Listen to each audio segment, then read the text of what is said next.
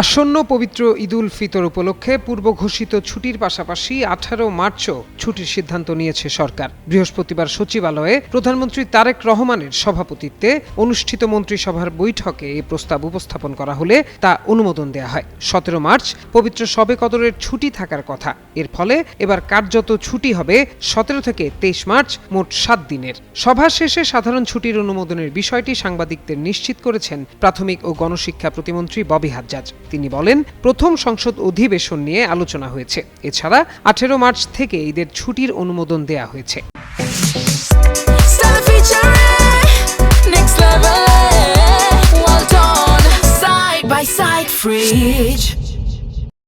চলতি বছর রমজান মাস 30 দিন ধরে 21 মার্চ ঈদুল ফিতরের সাধারণ ছুটি নির্ধারণ করে রেখেছে সরকার। ঈদুল ফিতরের আগে পরে 19 ও 20 মার্চ এবং 22 ও 23 মার্চ 4 দিন নির্বাহী আদেশে ছুটি ঘোষণা করা আছে। ঈদের ছুটি শুরুর আগের দিন 17 মার্চ থাকছে শবে কদরের সরকারি ছুটি।